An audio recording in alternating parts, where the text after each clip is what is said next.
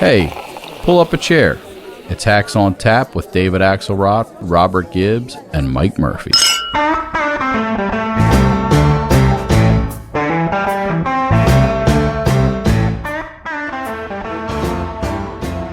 Did you see Trump last night?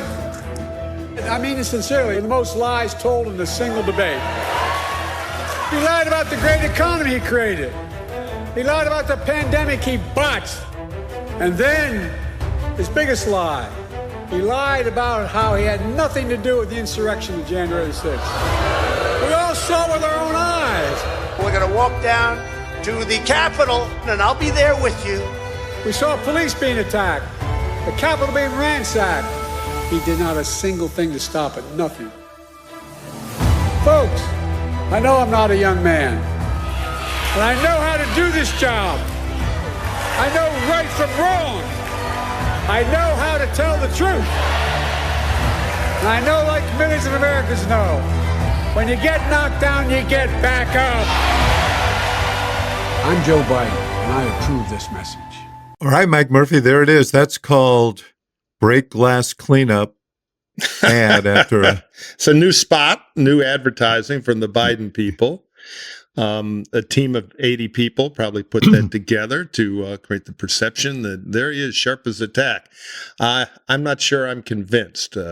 And I think to figure this out, we need to get one of the great provocateurs. I call him provocateur, yeah. World traveler, food and wine expert, the nationally ranked ballroom dancer. He can do it all. Ladies and gentlemen, Jonathan Martin. Hey, guys. Coming at you from Saddle String, Wyoming at the HF Bar Ranch. Hope you cowpokes are doing well. This dude is always somewhere interesting. I want his life when I grow up. Jonathan Martin, he's a man about the world. But anyway, go ahead. Thanks for having me on, guys. I'm thrilled to be here, and hope the Wi-Fi is flowing through the Bighorn Mountains effectively. So what's your lead there, Journo? Where are we with President Biden, the debate of infamy? The Democratic Party is in crisis. I mean, I think we're in extraordinary times politically. It's now July. The nomination for this party is next month. And the highest levels of the party, the elected officials, the donors, the strategists in the party are beside themselves with concern. Actually, it's not concern, it's panic that their nominee is now irretrievably damaged, and that this is going to be a very difficult election, and that effectively American democracy is now teetering in large part because their incumbent president insisted on running again and serving into his mid-80s. And he showed the other night the gamble that clearly was. And so you've got this remarkable split screen, guys, where these members of Congress say one thing on television and on the record and something totally different in private. In private, they're appalled that Biden is doing this and that he's not reconsidering. And at some point, the big question becomes, will those private comments become public, and will it take a real cratering in his polling for those folks to actually speak out loudly and clearly on the record? You know, I have to say, just as a Republican insurgent living through the Trump era, sounds familiar to me that they're cowards in public and patriots in private. And I take a very dark pleasure that I trade away for this problem not being there, that a lot of the Dems who would always kind of look down on the cowardly R's, boy, they won't even tell the truth about what they really think. Well, here they are, a little symmetry. Which is unfortunate. There were a couple of Ds who were more forthright. Jamie Raskin. True. Let's listen to him, and then let's listen to Senator Sheldon Whitehouse. There are very honest and serious and rigorous conversations taking place at every level of our party. Congressman Jamie Raskin saying there's a world where Biden is not the party's nominee, but Biden himself would have to choose to step aside. Whether he's the candidate or someone else is the candidate, he is going to be the keynote speaker at our convention. He will be the figure that we rally around to move forward and beat the forces of authoritarianism and reaction in the country. I think, like a lot of people, I was pretty horrified. Well, I think people want to make sure that this is a campaign that's ready to go and win, that the president and his team are being candid with us about his condition, that this was a real anomaly and not just the way he is these days.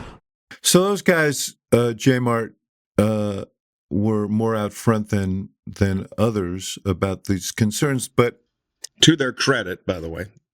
Yes.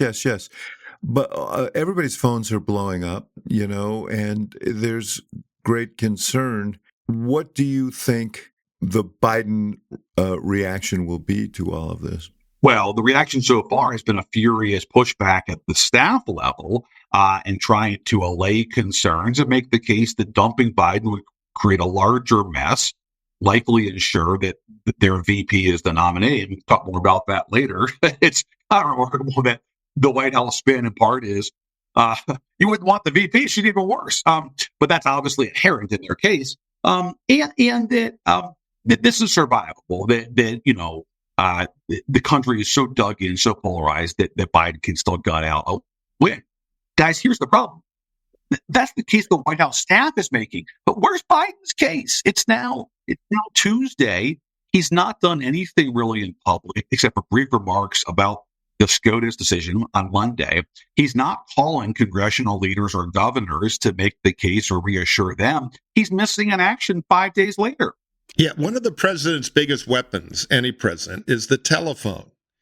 And there are 30 people he could call that would tamp this down if they could hear and listen to him. I thought the remarks he made on the SCOTUS decision, which we're going to talk about later, Monday night were quite sharp, but they were on prompter. And I, for one, am uncomfortable with the prompter operator running the country. He should have stayed for a few questions, but I don't know if he could have. That is the open question that, as you say, only he can resolve. Yet, why wasn't he on 60 in a long interview with Leslie Stahl on Sunday night? Why haven't they set up a CNN town hall? And I'm coming to the conclusion, sadly, that he's incapable of that. They think it's too risky, which is the real story here. And by gaslighting everybody, they're making it worse. Now they're going to have all the bad public polls trickling out. So they think they have a panic now. Wait till it's pretty concrete. He's losing every swing state by better than the margin, and he's still semi-hidden other than the prompter. So, their plane is losing altitude, not gaining it right now.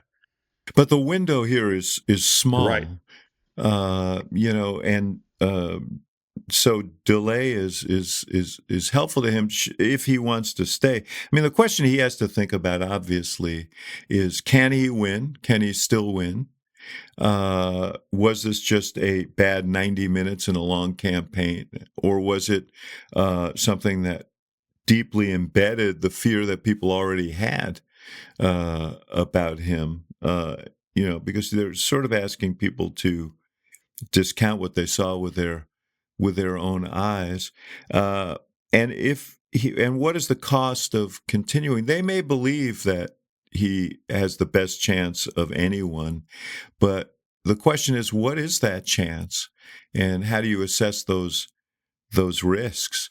What is ultimately Biden's answer to the question of why do you think the American voter should believe that you can serve 4.5 more years? It's not a 16-month lease on this car. He's asking for 4.5 more years.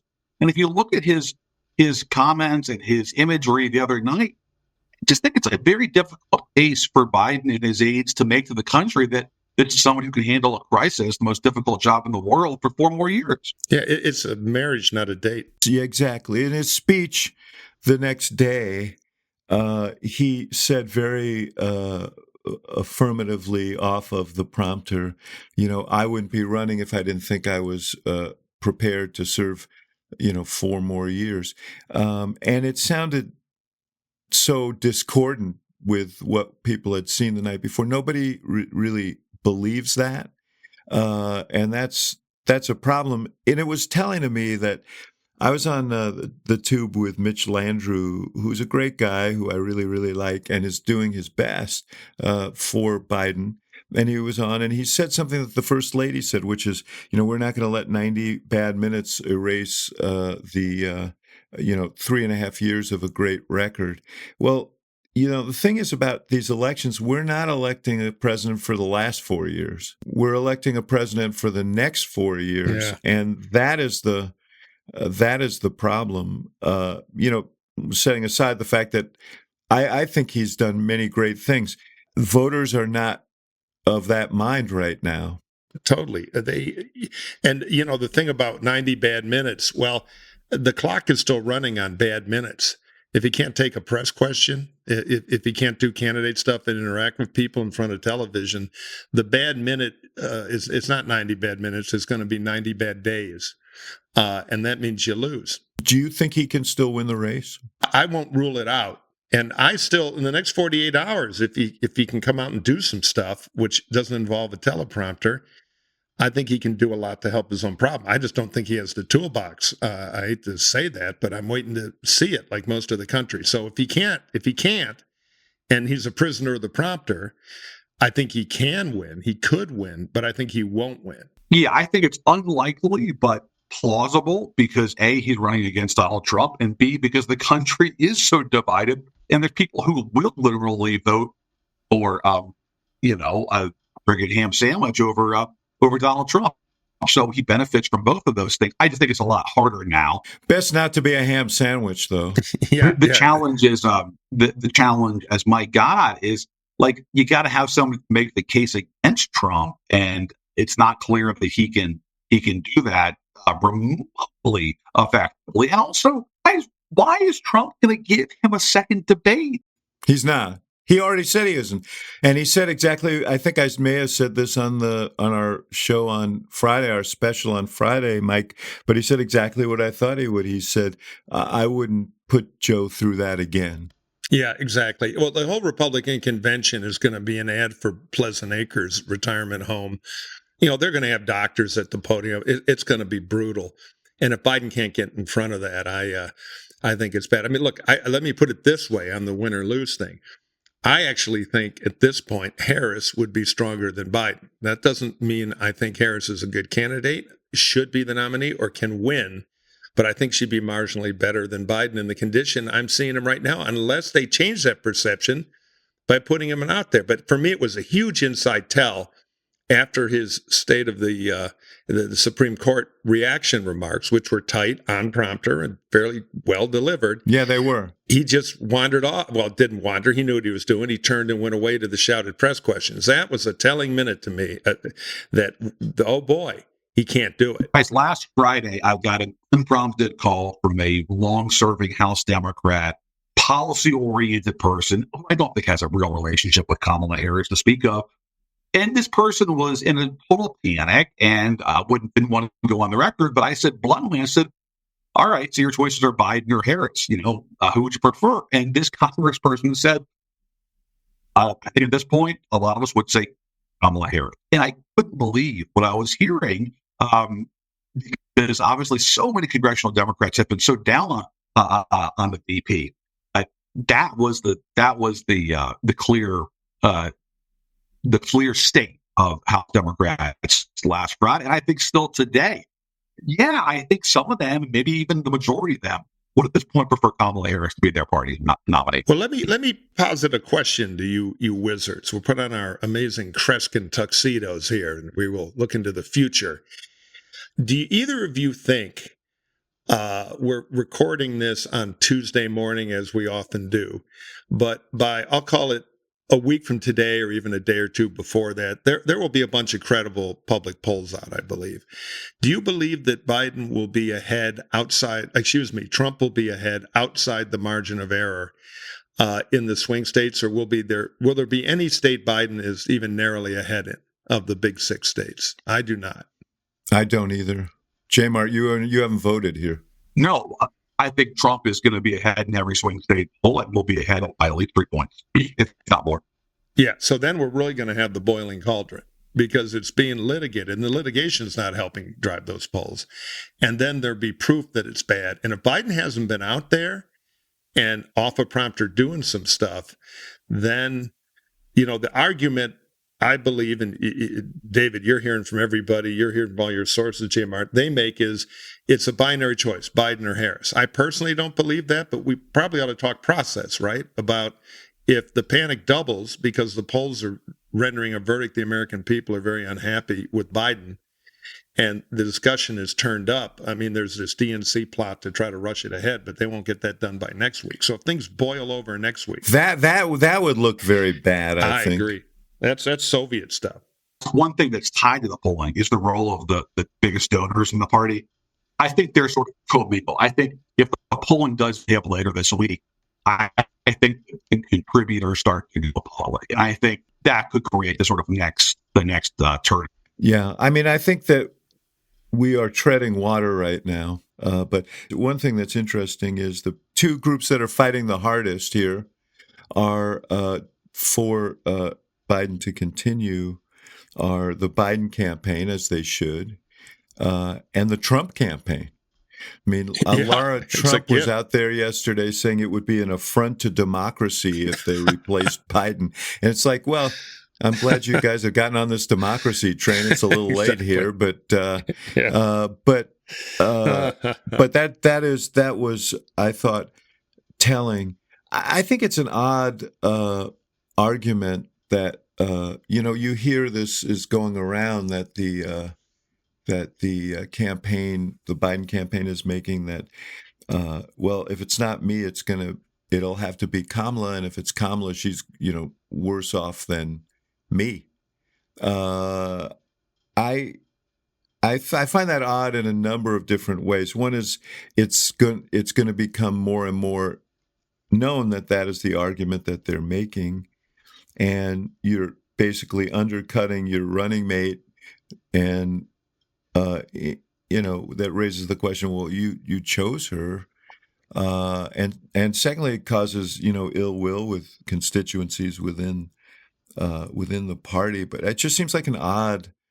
Yeah, and it's patronizing too.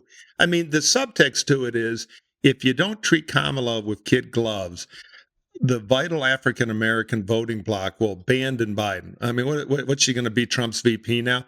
I think that's very patronizing toward black voters. It is.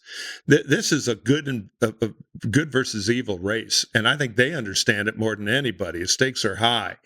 So the idea that if Biden decides not to run, and you can argue a lot of process methods of how it could be done, and it would be messy and democratic and exciting, and that no, sorry, it's decided it has to be this way. I don't buy it, and I think they're either deluding themselves or they're treating black voters and constituencies who care about black voters as sort of a robotic organism that incapable of thought and decision. So I find the whole thing offensive.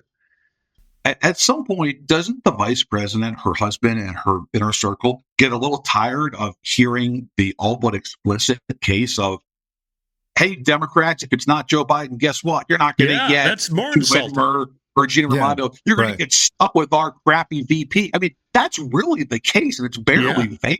Well, and I mean, the other problem with it is if people presume that Biden can't serve another 4 years, you're kind of making the point the Republicans want to make. You're right. betting their argument. I honestly think she's the VP is of the two of them. She's made the case more effectively lately than he. So she hasn't made the case. I mean, it's now Tuesday. This debate was Thursday night. Since that, he's done a series of private fundraisers that we have cool reports of, but that's it. And then he gave a 4-minute, epistle last night in the White House about the Supreme Court decision. There's nothing else scheduled. Prompter. And he did a great Annie Leibovitz shoot. I understand he's got a velvet tuxedo that's killer. Yeah, that was unfortunate timing that he repaired to Camp David after. And the picture of the First Lady to do a film shoot for Vogue. Looks like a movie still for the Imelda Marcos story or something, on the cover of Vogue. And, I'll defend her. That's not who she is. But anyway, the whole thing, it's like we've gone into, it's turned into a pitch for a Zach Galifianakis movie where the White House prompter operator is running the country, and Will Ferrell is the out-of-it president. I mean, the whole thing is like a dark dream. The Jill Biden picture on Vogue, the Annie Leibovitz, that's what that is pissing off younger people who are working for Joe Biden's keep. I've heard from some of them, and they're out there, traditional Democratic operatives, and they look at this and they say, who are the folks that we're working for? How toned out are they? Why is this happening? So there's real frustration, and it's not just the Biden folks would have it, pundits or the Beltway. The podcasters, those insipid loudmouths on the interweb, they're the problem. Inside the House, it's their own campaign. I was offended for you, Murphy, at that podcaster remark. That was totally untoward, and I'll defend you to the hilt. All right, I want you to know that. Well, I'll tell one joke here. I can't and won't and have promised not to talk about it. But it's been published that there was a meeting between some of the Biden high command and a few of us on the Republican anti-Trump side in D.C. And I'll just say, when I made my remarks, it was a very respectful but very blunt meeting. I said, I have 8 things I want to say. I'll say them quickly because at noon I'm due for a cover shoot on Bedwetting Podcaster magazine. And to their credit, I got a good laugh out of them. But yeah, we're the problem. Well, the bigger question is, how is the shoot? And when is the magazine? When is the magazine coming out? I want to see. Yeah, I'm talking about. Yeah, Annie shot Murphy. Yeah, Annie as did a it. She was bedwetter. I borrowed Biden's velvet tuxedo, and I'm like rappelling like Tarzan on a big string of pearls into a soggy mattress. It's quite dramatic. Okay, then let's take a break right here, and we'll be right back. Hey, Hackaroos. Well, Axe is supposed to join me for this, but he's late to the ad recording session, and I'll bet dollars to donuts I know why. Yet again, he's taken a nap and overslept on his beloved Helix mattress. I mean, you've heard these ads we do. He is a fanatic for the Helix mattress, and I'll tell you who else is. My daughter. We got one of the kid Helix mattresses. It kind of fell off a truck in Chicago. Axe was involved in that with the Helix people. And we gave it to her, and she loves the darn thing because Helix knows there's no better way to test out a new mattress than by sleeping on it in your own home. That's why they have a great idea. They offer, get this, a 100-night trial and a 10 to 15-year warranty to try out your new Helix mattress. I mean, everybody is unique, and everybody sleeps differently. That's why I look like a passed out drunken sailor all sprawled out. It's embarrassing. We all sleep differently. That's why Helix has several different mattress models to choose from, each designed for a specific sleep position and feel preference. You have models with memory foam layers to provide optimal pressure and relief if you sleep on your side, like I mostly do. You have models with a more responsive foam to cradle your body for essential support in stomach and back sleeping positions. Helix mattresses have enhanced cooling features to keep you from overheating at night. I mean, my wife has the only level 200 comforter in all of Los Angeles. We had to get a note from the governor of Alaska to allow it to even be shipped here. So a cooling mattress, and I'll bet a lot of the other dudes listening know about this, is really important, and Helix will do that. And finally, if your spine needs a little extra TLC, and many people do, including me, they got you. Every Helix mattress has a hybrid design combining individually wrapped steel coils in the base with premium foam layers, so you get the best of both worlds on top. It's the perfect combination of comfort and support. So right now, you're in luck. Helix is offering up to 30% off all mattress orders and 2 free pillows without political opinions. So it's 30% off all mattress orders and 2 free pillows for our listeners. We're wired at Helix, and we want to help send the savings to you. So all you have to do is go to helixsleep.com/hacks. That's Helix, Helix, sleep.com/hacks. This is their best offer yet, and it won't last long. With Helix, better sleep starts now.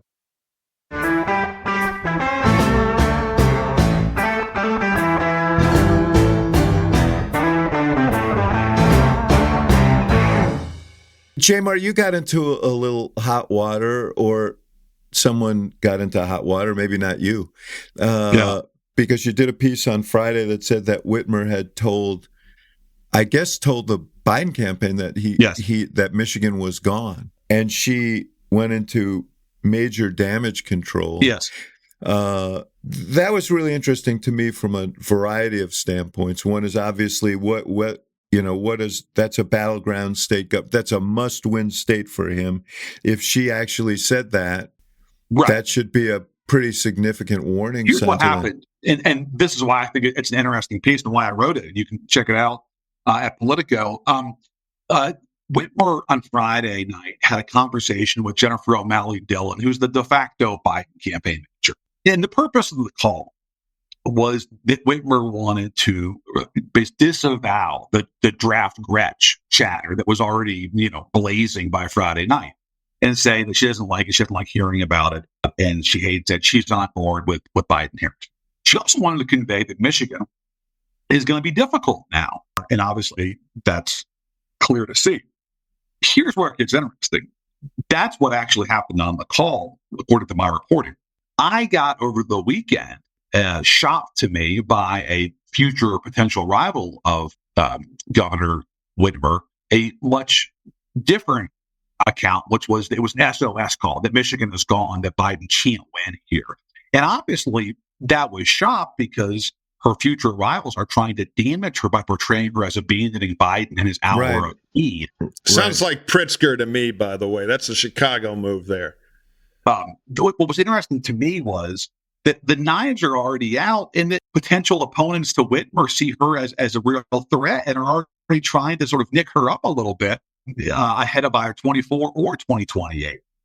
So the kind of backstage blade work already going on in the Democratic Party, I think, speaks volumes about what this moment tells us about just the sort of sheer panic, and also the impulse to get the high ground, to find the best possible and safest position for yourself.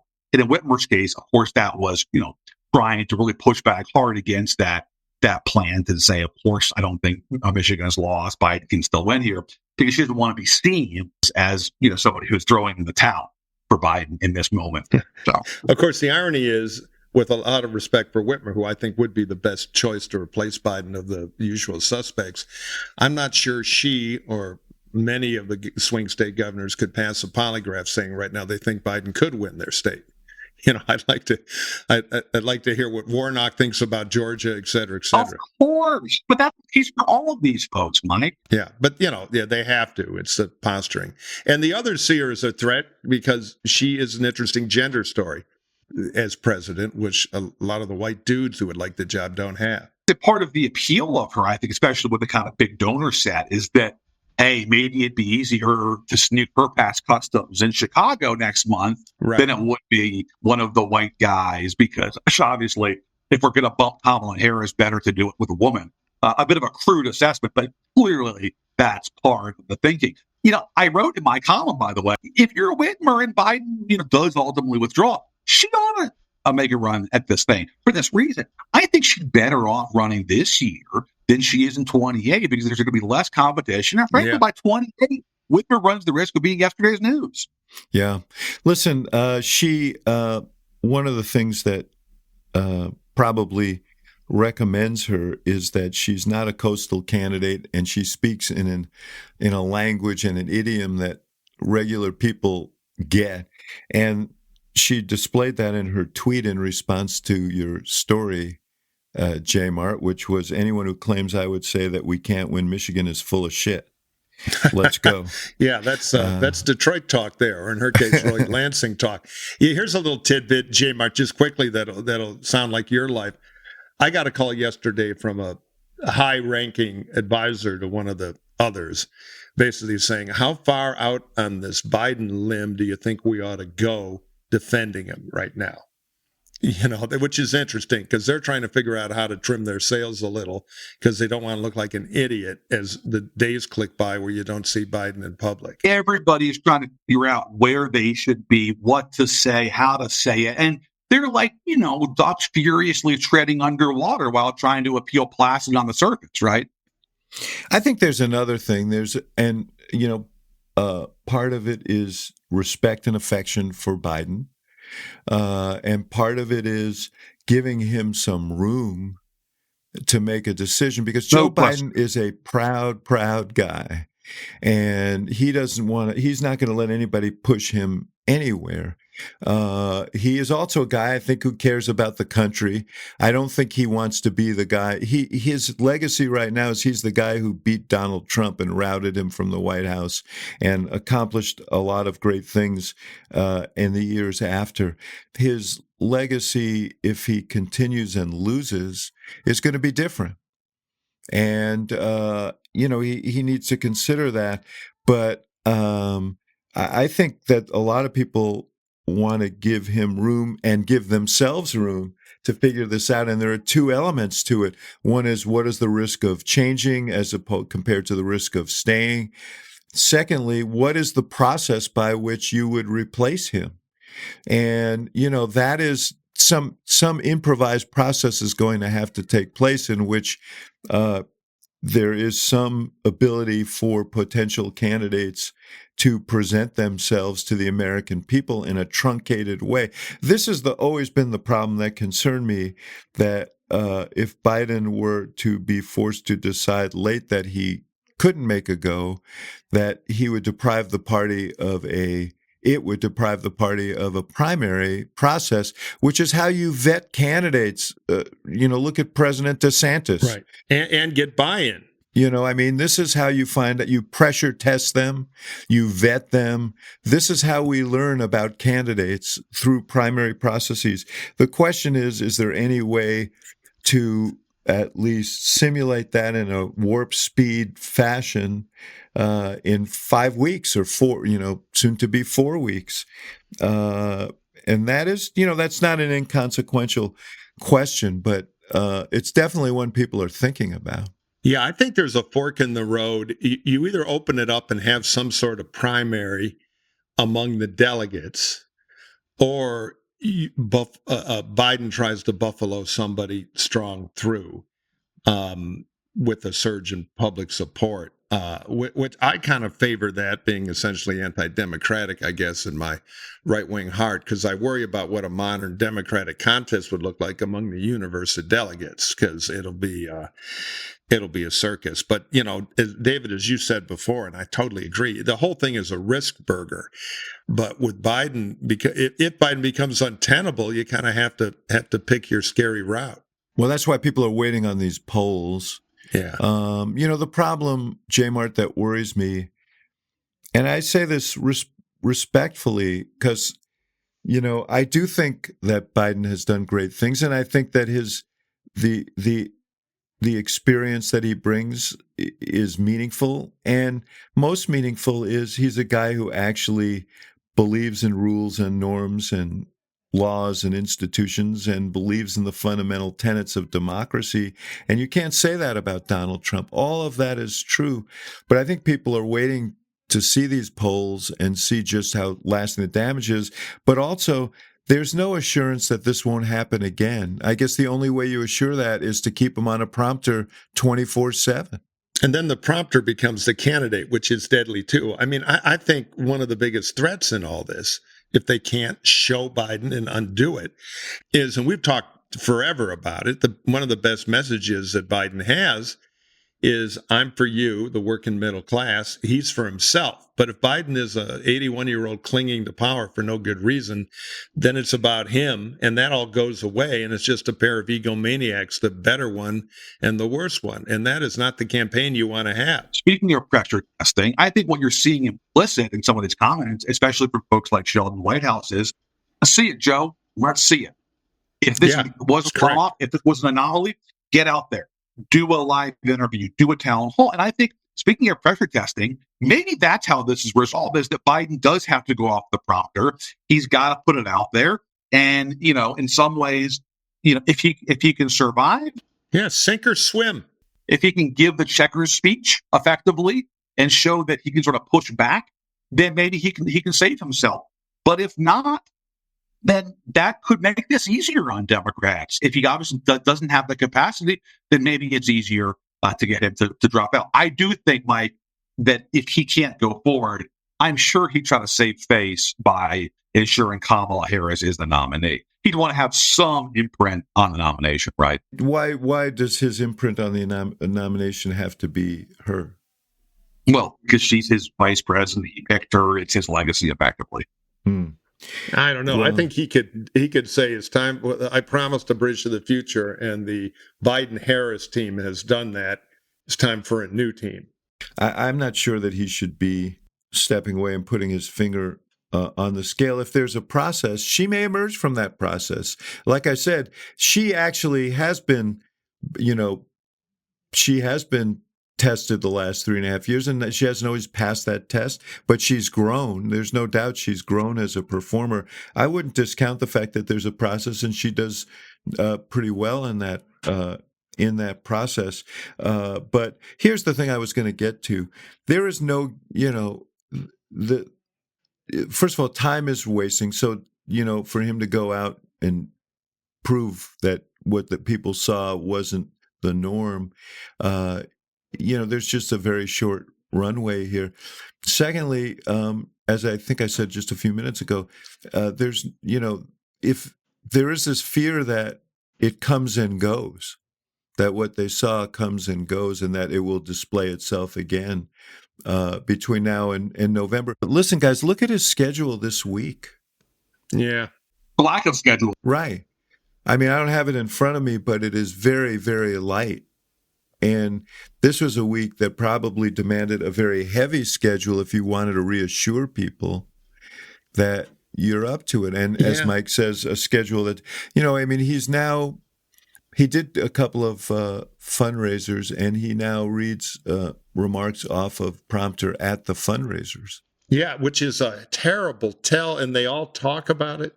It doesn't take questions He's other been than doing that for months now. Yes. I talked to somebody in Chicago 2-3 months ago who had seen him previously to that by 2 or 3 months.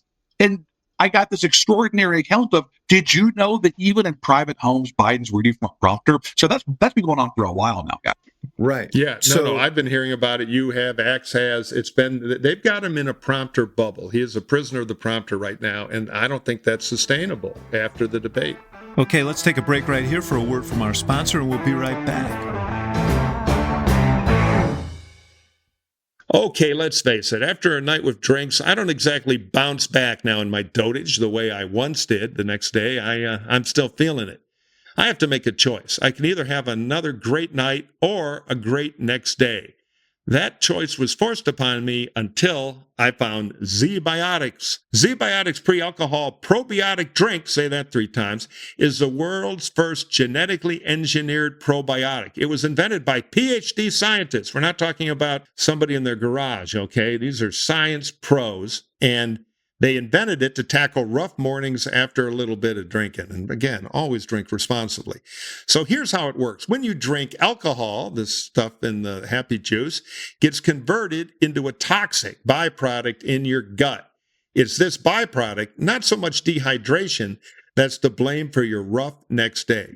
Z-Biotics produces an enzyme to break this byproduct down. So just remember, here's the key, make Z-Biotics your very first drink of the night.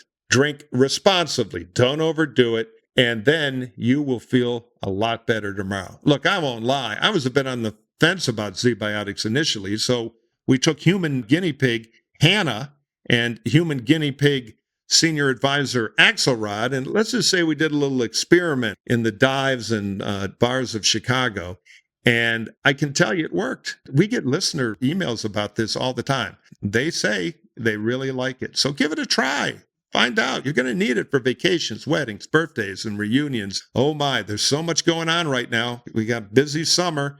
Beverages are involved. So give it a try. All you got to do is go to Z-Biotics. That's Z like zebra, B-I-O-T-I-C-S, biotics, zbiotics.com/hacks. And you will get 15% off your first order when you use hacks at checkout. So look at it this way. You save a little money, you give it a try, and with the savings, you can buy a beer. It's like a perfect closed loop. Z-Biotics is back with a 100% money-back guarantee. So if you're unsatisfied for any reason, they will refund your money, no questions asked. Remember to head to zbiotics.com/hacks and use the magic code HACKS. You go to zbiotics.com/hacks, use the code HACKS at checkout for that 15% off. And thank you, Z-Biotics, for sponsoring this episode and all of our good times.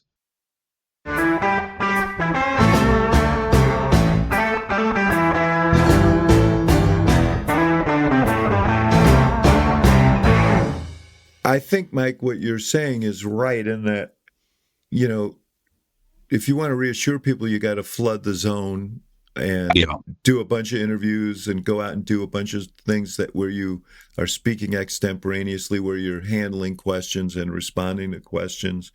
The fact that he's not making calls, that's a big concern. Yeah, well, it's a huge tell because you don't have to be the greatest political strategist in the world the morning after that debate to say, book him for an hour with Leslie Saul on 60 or something equivalent, or CNN, something big. And they didn't do it. It wasn't like they hadn't thought of it, I'm sure. It's that they didn't have confidence he could do that, which is the real story here, which is why we're in this situation. Hey, guys, can we just talk real fast about what other Democrats are saying and doing? Because to me, it's such a reveal of where their heads are. And you guys have worked in politics long enough that you can decode some of these euphemisms and some of these sort of, phrases that say more than they actually may seem on face value.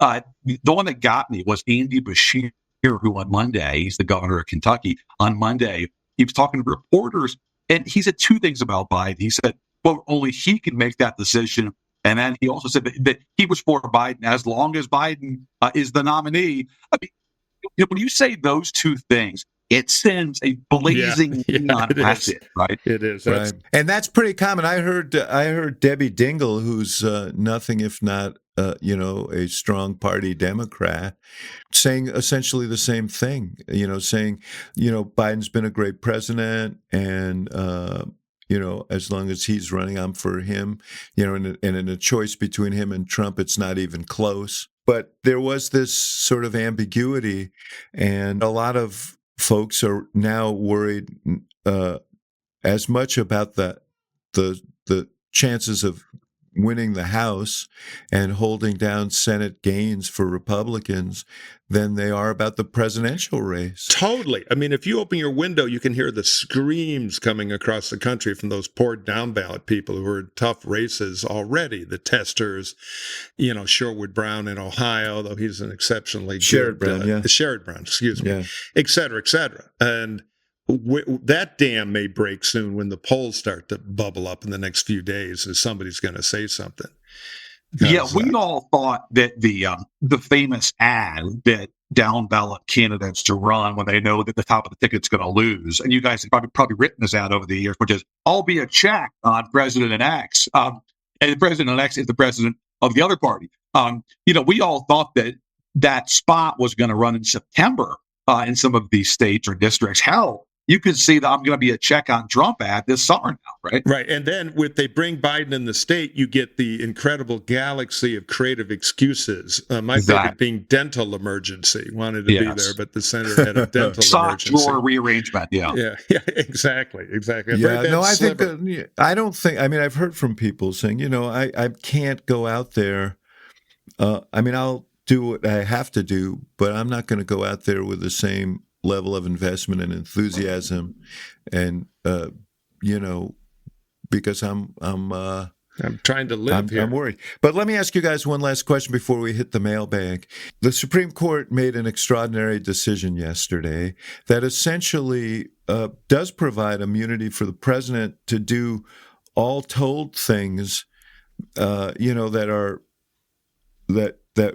are really sort of mind-boggling if they're in execution of his official duties, which will now forever be a source of contention, whether something was a public duty and or litigation. Yes. But, to a guy like Donald Trump, it's like, go to town, brother. If you make it, go, and he's done, if nothing else, he's shown that he can expand the parameters of laws beyond recognition. So there is these fears of Trump and Trump autocratic practices and vengeance and retribution and, going after his political enemies, jailing his opponents and so on.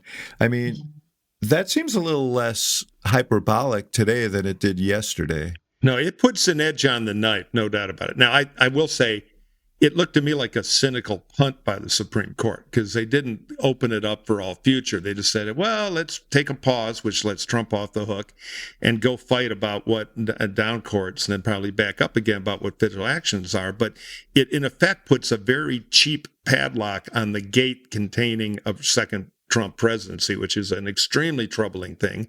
And that should be a political weapon for the D's, assuming the debate can ever move back to Trump and not on is he able to carry on a conversation about a serious issue? Which is why he was out there last night, of course. But right. Without a conversation, though, without a two-way press conversation, just reading the prompter. By the way, I have a terrible cold. Well, that's explaining your performance here. I'm sitting under. It was from sitting under a rainstorm on the set at in Atlanta, the CNN set. There was a hole in the roof over my chair, so I just want to explain my raspy voice here. I actually do have a cold, and it explains everything. People are starting to tweet, "We need a change." Look, I think the other thing that this court decision does is it emboldens not just Trump, but it emboldens the people who Trump's going to surround himself with in his president next year. And that's always been the risk of Trump, is people taking his impulses and actually putting them into action. It's like the opposite of Nixon and his high command, which kind of like rolled their eyes and ignored him at the end.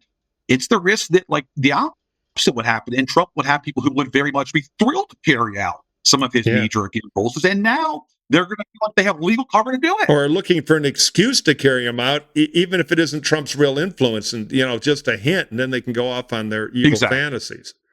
So the Biden campaign theory has always been that people would focus on this and on the extraordinary risks of an unfettered, unchained Trump during the final stretches of this campaign, and they would, whatever their concerns about Biden, they would choose him.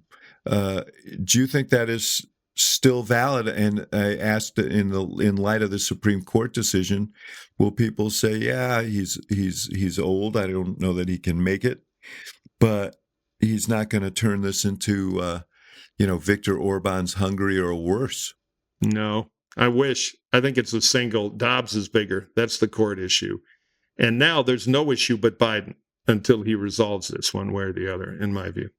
There's been this sort of a journalistic, lecturing going on for the last year that the press to be covering the stakes, not the odds, right? That's sort of the ivory tower. How dare you horse race hacks cover the odds here? But that's precisely why Biden's debacle of the debate matters so much. It's not because of the odds. It is because of the stake, because Biden has now made it much more likely that Trump is going to thrust this country into a constitutional crisis if he's president again. And that's why so many Democrats believe that it's profoundly selfish and irresponsible of Biden to go forward. By the way, horse race hack, I think, ought to be your new moniker. That's exceptional. You can put on my hat right now. Let's stop for a minute and listen to a word from one of our fine sponsors. We're living in a time, hackaroos, of all kinds of threats to our happiness, be it dumb politics, threats to democracy, stupidity in general, people who cheat at four-way stop signs, and lousy quality blinds. I mean, nothing drives me crazier. Blinds are a genius idea. Somebody invented them. They can let light in or out, shade. They're fantastic. So why do it poorly? Why do it on the cheap? Why take a great idea and besmirch it with horrible, cheap execution? Well, I'm happy to tell you there's a better way to buy blinds and window treatments, and it's called 3-Day Blinds. They are the leading manufacturer of custom window treatments in the United States. And right now, get this, you're in luck. They're running a buy one, get one 50% off deal. Now, look, we can shop for almost anything at home. So why not shop for blinds at home, too? It's easy, fast, convenient. 3-Day Blinds has local, professionally trained design consultants who have an average of 10 years plus experience in the blinds game, which is not for people who don't know their way around. So what you can do is get in touch with one of these experts with all that experience and get guidance, expert guidance on the right blinds for you in the comfort of your own home. Just set up an appointment and you'll get a free, no obligation quote the very same day. Now, look, Axelrod isn't here today, but let's just say he's no genius with a screwdriver. Don't worry if you're like that. The expert team at 3 Day Blinds handles all the heavy lifting. They design, measure, which is tricky and important, and install with craftsmanship so you can sit back, relax, and leave it to the pros. So if you could use some new blinds, and let's face it, most of us could, maybe they're letting in too much light, maybe they're drooping a bit. You don't want the neighbors talking about this. They can see from the outside. But you know how to solve your problem. Just go to 3 Day Blinds. They've been in the business for over 45 years, okay?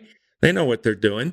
And you may not hear it in the name, but they make an incredibly high-quality product, and they make it fast, hence the name 3 Day Blinds. Look, don't just take my word for it. I'm in politics. You can look them up. They are the highest-rated blinds company on Trustpilot at a 4.7 out of 5 stars. If you round that up, that's 5 stars, but call it 4.7. So what do? Real simple. You go to 3 Day Blinds, to buy one, get one 50% off deal on custom blinds, shades, shutters, and even drapery.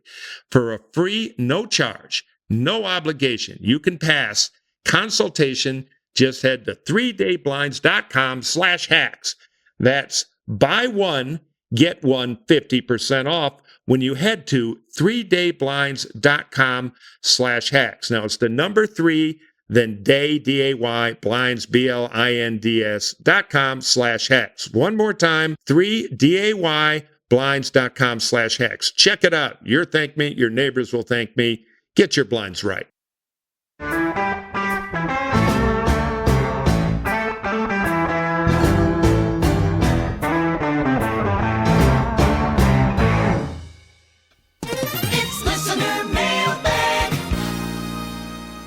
If you have a question for the mailbag, we have given you a cornucopia of ways to contact us. First, for you old schoolers, Mr. President, you just email us at hacksontap@gmail.com, hacksontap@gmail.com, or you can record a voice memo, a quick one. We're the bloviators on your phone, and email that to us. Use your name so we know who you are. Or finally, in the back of a Cook County Democratic Turnout Center, where I've been enrolled to vote for several decades, you can call our machine and leave a message. Again, keep it 20, 25 seconds with your question and give us your name. That number, 773-389-4471. I'll repeat it because who can remember that? 773-389-4471.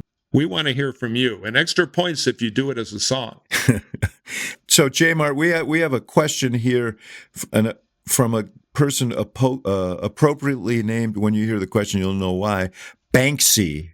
Banksy. All right, let's hear from Banksy. Hello there. This is Banksy, fan of the show. What happens if Biden and Harris step aside to the $100 million plus that Biden has raised? What happens to that war chest? I was understanding it could only be used if Harris decides to take over as the candidate. Thank you. So party money, the money that has been given to the DNC, could be used for whoever the nominee is. Where it gets more complicated is the folks who have cut a check to Biden's reelection itself. Now, with that money, it can be transferred, as I understand it, to a super PAC that already exists or could be created. But of course, the super PAC can't be used to coordinate with the campaign. And then I suppose Biden could also transfer his individual contributions to the DNC, and the DNC could just have a larger war chest to spend as well. Let me say, my view of this is that if there is another candidate, there's likely to be a big outpouring of funding. I think people are so intent on beating Donald Trump that I don't think money is going to be the obstacle. So it's a valid question. I think a lot of that money could find its way to the candidate. The campaign said, well, the vice president would control that money, but I think that's in keeping with their message that she would have to be the nominee. But Yeah, it's a non-issue. It's the internet fundraising world. If you had a Whitmer Booker, they would explode. Well, and I think big donors too, Mike. I think I've heard from a lot of big donors who said, look, we'll, if there's another candidate, they should know we're going to be there for them. So I think you're going to hear a lot of that. And by the way, you can refund the money. You can send the donor money back and the donor can give to the new entity. This is, in my view, a huge non-issue. All right, for Axe, this is from Stephen. Why hasn't anyone, all caps, from the Biden team been fired after the debate? Not one person. We would all feel better, and it would definitely help, says Stephen. Axe, what do you say? I say that I've worked with Ron Klain on a series of debates over the years. I've worked with Anita Dunn and Bob Bauer. These are the people who've been identified in press reports as being in the crosshairs of the Biden family because of the debate. I don't know what went on in that debate. I know these folks, though, and they're very, very professional. I don't think they instructed the president to look slack-jawed during his reaction shots. Exactly. Yeah, that was the Trump debate team's advice. I don't think this struck me as fundamentally a user error problem. I'm sure that the issue was not the strategy that was urged and practiced. He did have a bad night, and I don't know. It's always people don't like to blame the candidate, and so the first instinct is to blame the staff. Now, the one question you have to ask yourself in retrospect is, was it wise to debate at all? Right. That's the mega question. I mean, from a strategic standpoint, they set this up to be essentially an oral exam to show America that Biden was up to it, and he flunked the exam. And so, knowing what they knew, and they must know more about, Biden than anyone else. Were there reasons to say, hey, maybe we shouldn't? Mike, for months, I was urging on this podcast that they delay on making a debate decision and only do it if they needed to break glass. And they made that decision pretty early.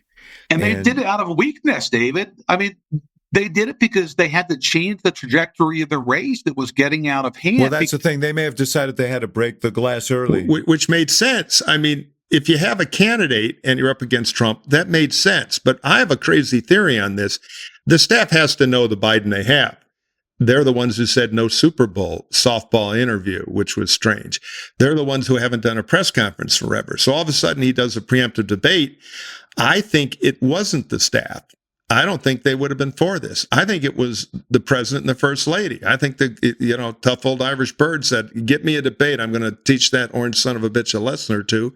And the first lady, who we know is a enthusiastic proponent of a Biden campaign, says, do it.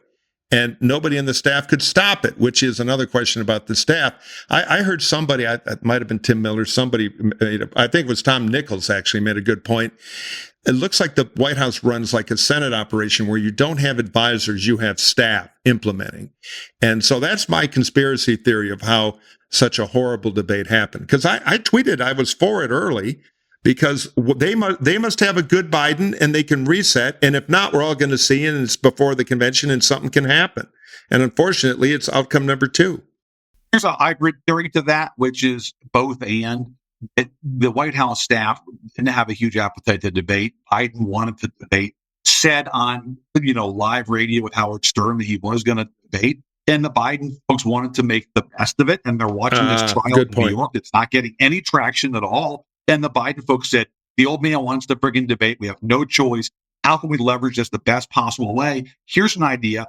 Let's preemptively come out and say, we'll do it early in June and we'll try to change the nature of this race and we'll satisfy Biden because we're doing the debate that he wants. And hopefully if it works out, we can change the course of the race. That's my sense. Yeah. So Mike, Kim has an interesting question for you. If Biden dropped out, and she put in parentheses, and that's a big if, which is right, could the party prevent fracture by instituting ranked choice voting amongst the delegates to select a nominee? All candidates can throw their hat in the ring, and through a series of rounds use ranked choice voting, a selection would emerge. Additionally, in the event Kamala Harris does not win out, could the party stipulate that she would remain on the ticket as VP to prevent an exodus of African American voters? It's a pretty thoughtful question. Yeah, it's an excellent question, Kim. And I think you're right. I think if they do go the convention route, and Carville's got an idea, they pre-select 4. So it's a multiple choice, not an essay. But the idea of ranked choice voting, which, I'm for and support, if that was involved, what it really does is incentivize candidates to have a wider appeal. It makes you care a lot about who's voting for you, but also being a lot of people's second choice, which generally makes you widen your message. So I think that would actually be, the process and the fight on a convention floor could be something. But I think that is an excellent idea because it would create buy-in. And I think you should immediately telegram that to Jamie Harrison. Now, on the second part, in the event Kamala Harris does not win out, could they stipulate? I would be against stipulating. If you're going this way with a wide coalition ranked choice kind of structure, I would let that be the story all the way across. I would get out of the stipulation business because that's the opposite of the spirit of ranked choice voting. But I think I'm an old political boss kind of mentality. I'd rather grab Whitmer, organize it, go public, create a huge polling surge and whip through the convention because conventions are risky. But there's a good argument for buy-in that a mini primary happen. And I think ranked choice in the convention would be an excellent way to actually conduct the balloting in the world where this would happen, which is still a stretch, but another week and some really bad polls. And, I don't think we're going to throw this question out. It may become relevant for real. J. Mart, I've heard James Carville talk about this, and I guess my question is how and who arrives at the final 4?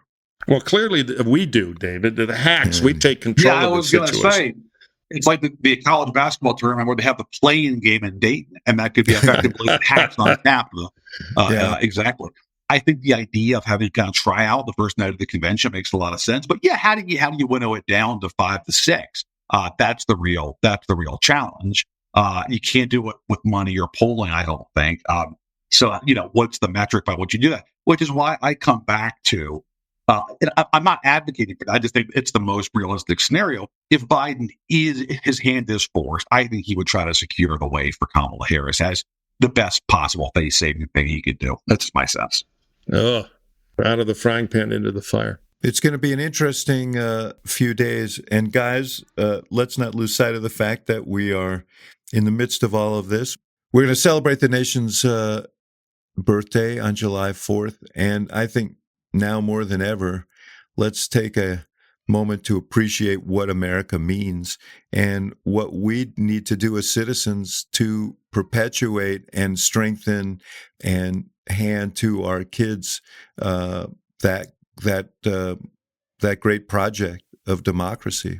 Hear, hear. Yeah, which doesn't happen by itself. It's based on citizens doing their job. So we're democracy here. Is not a spectator sport, as That's the late right. great John Warner once used to like to say. All right. Well, J-Mart, thank you. Enjoy Wyoming there. Go on the Malcolm Wallop Senate Drive. Thanks, guys. Appreciate y'all. Thank you. And David, we'll talk soon. Talk soon. The Wallop Senate Drive begins here.